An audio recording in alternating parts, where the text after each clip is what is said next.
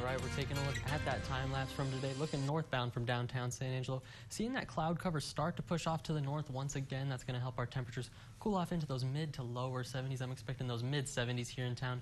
Starting to see those clear skies, but still holding on to a lot of those 90s across the entire Concho Valley. Taking a look at the area, some cooler temperatures off to the east, 87 for Menard as well as Brady over there, 89 down in Junction. And as we look here in town, 91 degrees, and the hot spot's going to be Robert Lee up there at that 97-degree mark. And dew point's not seeing any major change from yesterday. Ozona's down a couple degrees at that 55-degree dew point. Relative humidity indices in the 30s and 40s for the most part. A little bit more humid down towards the southeast junction, coming in at 67 degrees for that dew point. And here in town, 63, but that's not going to be affecting us too much in terms of rain chances, unfortunately. And as we're wrapping up the month of June, here's a quick peek at July's temperature outlook from the Climate Prediction Center. Pretty much from coast to coast, expecting those above average temperatures. I'm sorry to be the bearer of bad news. Just a little bit escaping there up towards Minnesota and Wisconsin, but here in the Concho Valley, we're also expecting those above average temperatures, unfortunately.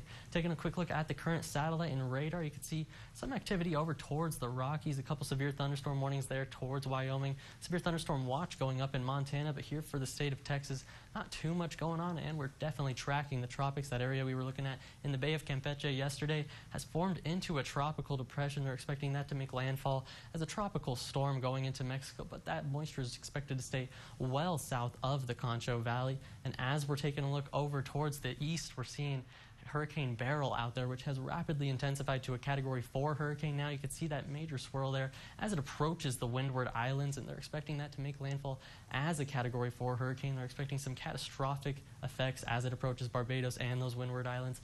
As it moves further into the Caribbean, we're expecting some weakening with it, and this cone is where that eye wall could go, could turn just a little bit north into the Gulf, could go past the Bay of Campeche further west. That's what we're going to be watching, because there's a lot of steering mechanisms with this. We've got our high pressure over us, as well as that frontal system we're watching towards the weekend.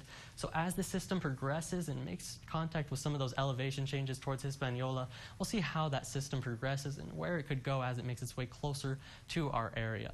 For the Texas satellite and radar, you can see a lot of the state pretty quiet right now.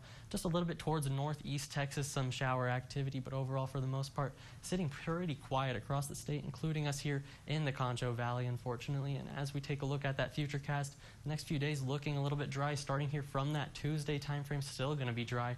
Wednesday into that 4th of July holiday, also going to be hot and dry, so make sure to be practicing that heat safety out there. But as we make our way into Friday and Saturday, that's where we see that weak frontal boundary start to move into North Texas and then even towards Central Texas for us. That's going to bring an uptick in those rain chances, as well as better cloud cover. What that means is a break from the triple digits, thankfully, and a break from that dry spell we've been seeing. First, we've got to get through these hot and dry conditions tonight. I'm only thinking those mid-70s, about 76 here in town. Winds out of the south-southeast about 10 to 20 miles an hour. And tomorrow's going to be another scorcher in those triple digits, unfortunately. 102 is what I'm forecasting, with those mostly sunny skies and winds still sticking out of the south about 10 to 20 miles an hour. And really, for most of the week, that's going to be the case with those triple digits through that 4th of July holiday on Thursday. We're seeing 105, the max temperature there on Tuesday, but as we make our way to the weekend, that's where I expect that weak frontal boundary to start working in by Friday to Saturday, bringing those temperatures down just a little bit, but those rain chances are going to go up. That's all for your 7-day forecast, but stick around for more KSAN News.